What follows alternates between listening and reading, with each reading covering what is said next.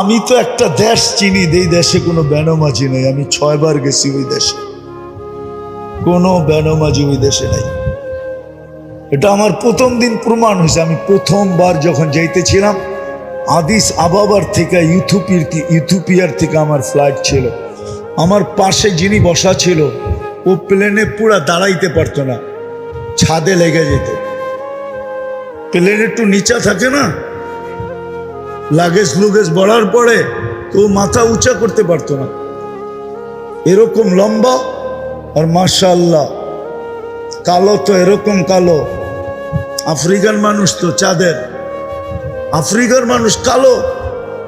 তো আমি কথা বলতে বলতে ওরে নামাজের সময় চলে আসছে, আমি নামাজের কথা বলছি, তো ও হাসি দিয়া বলে মুসলমান নামাজ পড়ে না, তুমি এই কথা বিশ্বাস করলা কি, ধারণা করলা কি করে যে মুসলমান আর নামাজ পড়বে না? দেখলাম নামাজ পড়লো প্রথমবার। তো আমার দাওয়াত ছিল ওর বাড়িতে, তো নামাজের সময় আমি গেলাম, তো বলল চলো আগে নামাজ পড়ে নি পরে খাবো। তারপর আমি 6 বারে ওদেরকে পরীক্ষা করছি, বিলকুল টপ টু বাটন, প্রেসিডেন্ট থেকে নিয়া, সেনা প্রধান থেকে নিয়া, নিচের আমলা পর্যন্ত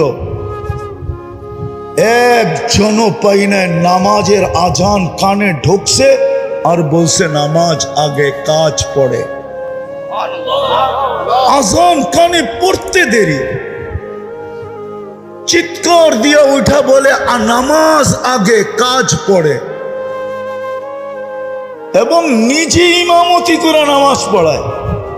কি আমি প্রেসিডেন্টকে দেখছি নিজে ইমামতি করে নামাজ পড়ায়।